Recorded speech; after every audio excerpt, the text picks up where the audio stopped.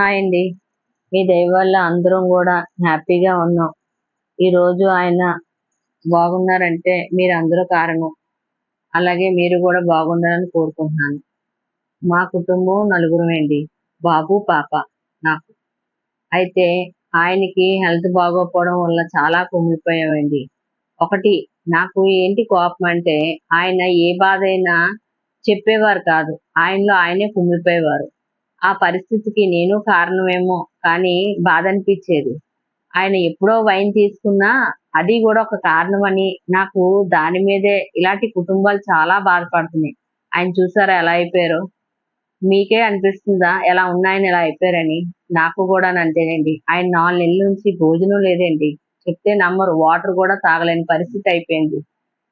Throat cancer వచ్చిందండి. ఆయనకి అలవాటు వైన్ ఒకటే ఉండేది. ఆయనకి టీత్ బాలేదు. టీత్ వల్లే వచ్చింది అని చెప్పలేకపోతున్నా డాక్టర్స్ ఏది చెప్పలేకపోయారు. ఏదో విధంగా పోనీ ఆయన్ని కాపాడుకున్నాం. కానీ ఆపరేషన్ వరకు ఓకే. ఆపరేషన్ అయిన తర్వాత చాలా నరకం చూసారండి. భోజనం ఒక అన్నం మెతుకు గూడా దిగలేని పరిస్థితి. మిక్సీ ఆడేసి దాన్ని ఆహ్, ఆహ్, జ జావలా చేసి ఇవ్వాలండి. పసుపు వాటర్‌తోనేసే. ఆయన తాగలేకపోతుంటే అది నేను చూడలేక నేను తాగుతానని తీసుకునేదాన్నండి. అంత బాధపడేవారమండి.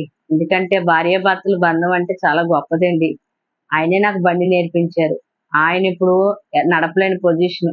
అలాంటప్పుడు నేనే సాయపడాలి కదండీ! నా కొడుకు పెద్దోడే. కానీ మమ్మీ నేను తీసుకెళ్తానన్నా గూడా వద్దు ఆయనకి చేసే భాగ్యం నాకే ఉన్ని నువ్వు వద్దులే నాన్న నేనే తీసుకెళ్తాను. నేర్చుకున్నది ఆయన గురించే కదా! అని నేనే తీసుకెళ్ళేదాన్ని. అలాగే ఇప్పుడు ఓపికొచ్చింది మీ అందరి వల్ల దేవుడి దయ కూడా ఉందండి. నేను 11 వారాలు ఇలాగే ఉపవాసాలు చేసుకుంటూ చేస్తే లాస్ట్ వారం అండి ఇది. మీరందరూ ఇప్పుడు చూస్తున్నది లాస్ట్ వారం. ఆయనకి ఓపికొచ్చి నడగలుస్తున్నారండి. చాలా మంది కామెంట్‌లలో పెట్టారండి. నాకు చాలా బాధనిపించింది. మీ ఆయన నడగలుస్తున్నారు. మా ఆయనైతే అది లేదు. ఒకళ్ళతో పోల్చుకోవద్దండి. దయచేసి ఇలా పోల్చుకోవడం వల్ల చాలా కుటుంబాలు విడిపోతున్నాయి. నెగెటివ్‌గా ఆలోచిస్తున్నారండి. అది తప్పండి. మళ్ళీ సేవ అంటే ఏటండి? సేవ భర్త సేవ చేయడం ఏటండి? ఎవరు చేసినా మదర్ తెరీసా కన్నా గొప్పోళ్ళం ఏటండి మనం? భర్త మాట భార్య వినాలి. భార్య మాట భర్త వినాలి. రేపు రాబోయే తరానికి మనమే ఆదర్శం అవ్వాలండి. ప్రతి ఒక్క కుటుంబం గూడా విడాకులతోని సఫర్ అవ్వకుండా చూసుకోవడానికి మనం ముందు ప్రయత్నం చేద్దామండి. మనందరం కలిస్తేనే జరుగుతది. మీ అందరికీ మరొకసారి కృతజ్ఞతలు చెప్తున్నాను. సపోర్ట్ చేసినందుకు చాలా థాంక్స్ అండి. మీ కుటుంబాలన్నీ గూడా క్షేమంగా ఉండాలని కోరుకుంటున్నాను.